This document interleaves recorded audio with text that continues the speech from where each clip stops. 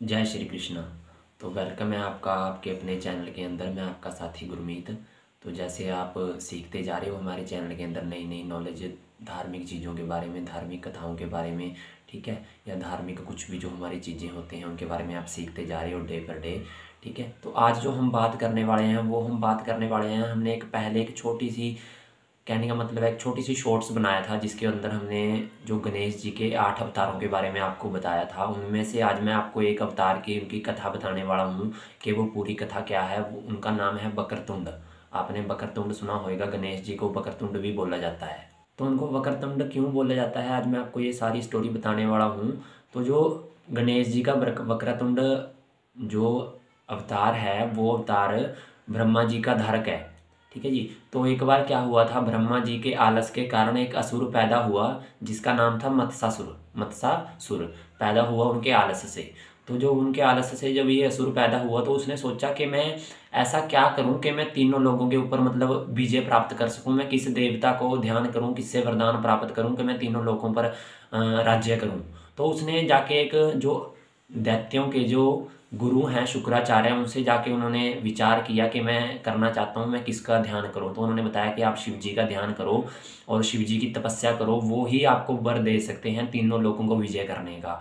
तो उन्होंने शिव जी का तपस्या शुरू की। उन्होंने तपस्या शुरू की मतलब अपना, पहले उन्होंने खाना छोड़ा, फिर धीरे धीरे उन्होंने मतलब सिर्फ पानी के ऊपर रहने लग गए वो। फिर उसके बाद उन्होंने पानी भी छोड़ दिया, फिर वो हवा के ऊपर रहने लग गए, यानी कि सिर्फ हवा लेते थे वो, बाकी यानी कि वो उसी के ऊपर जी रहे थे।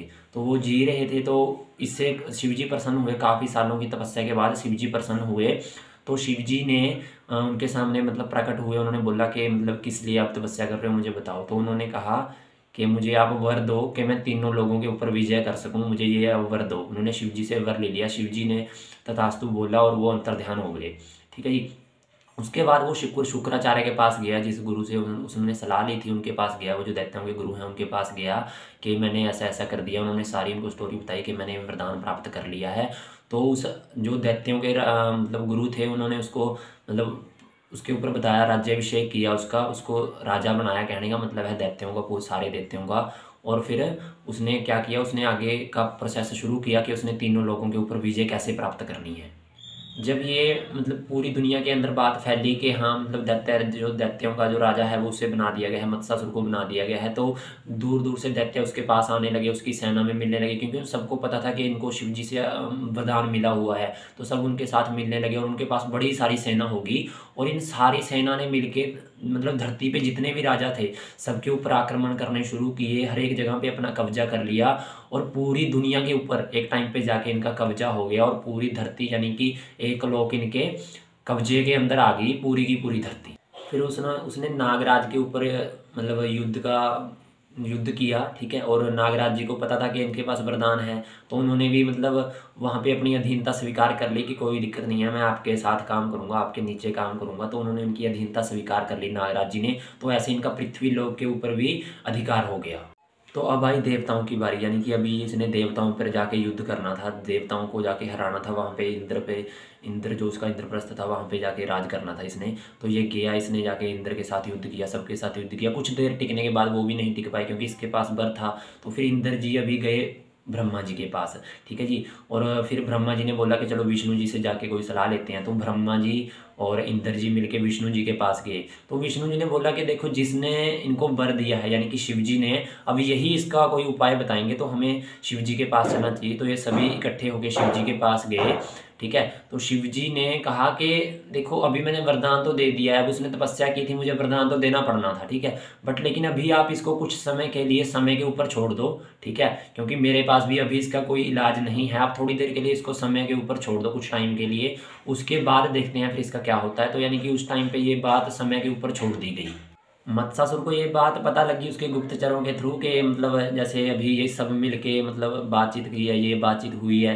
तो उसने बोला, उसने शिव जी को ही बुरा भला बोल के उसके ऊपर ही युद्ध मतलब उसके ऊपर ही आक्रमण कर दिया और वहाँ पे अपना राज्य स्थापित कर लिया। वहाँ पे अपने एक लड़के को बिठा दिया राज्य करने के लिए। और फिर उसके बाद विष्णु के पास जब गए तो विष्णु जी को तो सब पता था, मतलब पता था उनको कि वो आने वाला है और वहाँ पे कैलाश पे ऐसा ऐसा हुआ है। तो वो पहले ही अंतर्ध्यान हो गए, तो वहाँ पे भी उसका कब्जा हो गया।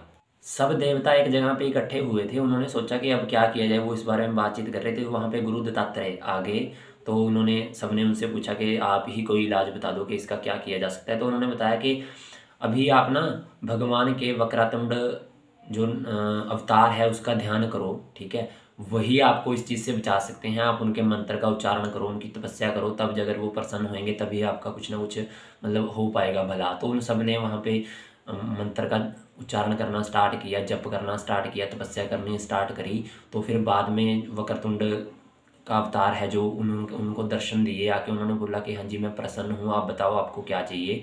तो उन्होंने बताया कि ऐसे ऐसे है, आप हमारी हेल्प मतलब मदद कीजिए, ठीक है। तो उन्होंने क्या किया, उन्होंने मतलब गणों का ध्यान किया, जो गण होते हैं उनका ध्यान किया, और बहुत सारे गणों को वहाँ पे अरबों खरबों की तादाद में गणों को वहाँ पे उन्होंने बुला लिया। बकरातुंड जो रूप है ना उनका, उन्होंने मतलब लाखों करोड़ों अरबों गणों को वहाँ पे एकत्रित कर लिया और मत्सासुर की जो राजधानी है उसके ऊपर आक्रमण कर दिया। तो जब वहाँ के मतलब उसके जो सेनापति थे उन्होंने जब जाके मत्सासुर को बताया कि ऐसा ऐसा है, वहाँ पे मतलब युद्ध हो गया है और हमारे ऊपर हमला हो गया है, तो उसने कहा कि सबको बंदी बना के मेरे पास लेके आओ।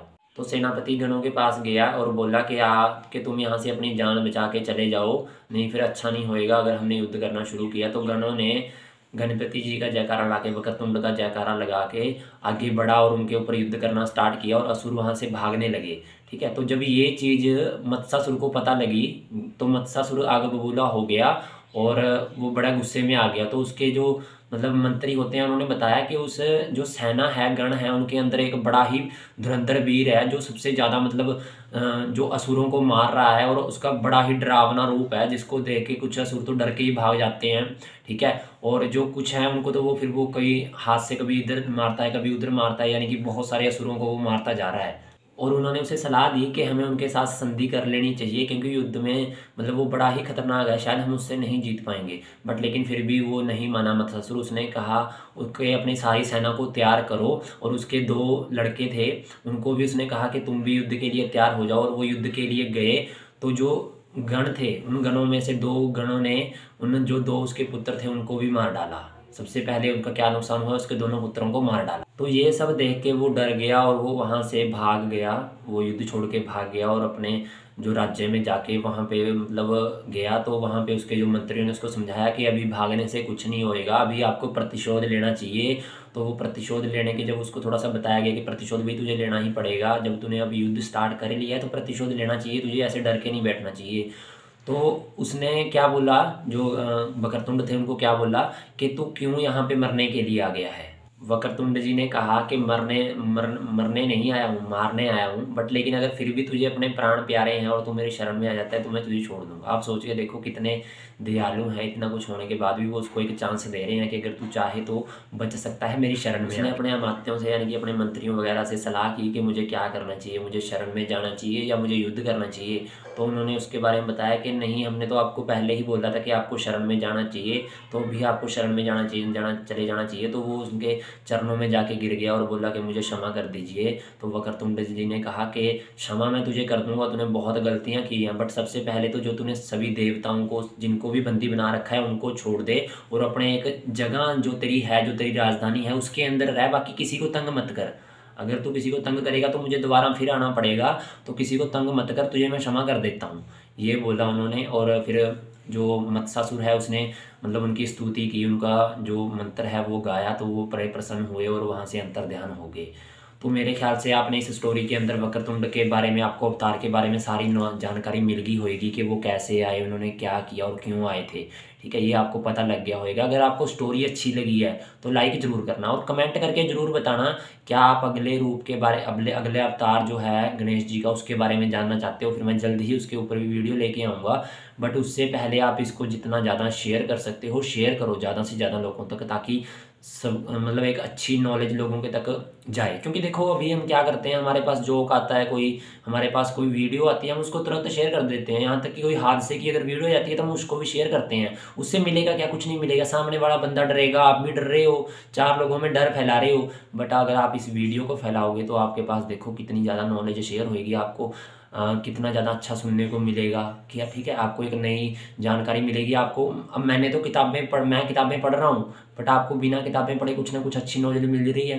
ठीक है ना, कितनी बेस्ट बात है। तो आप इसको दबा के शेयर करो, और चैनल सब्सक्राइब नहीं किया तो सबसे पहले तो वो कर लो, क्योंकि इसके ऊपर हर संडे और हर वीरवार को वीडियो आती हैं। अभी हम जो हमारी सीरीज़ चल रही है उसके अंदर संडे और वीरवार को इसकी वीडियो आती हैं, और बाकी दिन भी अभी आनी स्टार्ट होंगी। ठीक है, तो आप इसको चैनल को सब्सक्राइब कर लो ताकि आपको वीडियोस की नोटिफिकेशन मिलती रहे। और बाकी आपका बहुत धन्यवाद, आपने पूरी स्टोरी को सुना और आपने ज़रूर सीखा होगा कुछ ना कुछ। तो जय श्री कृष्णा।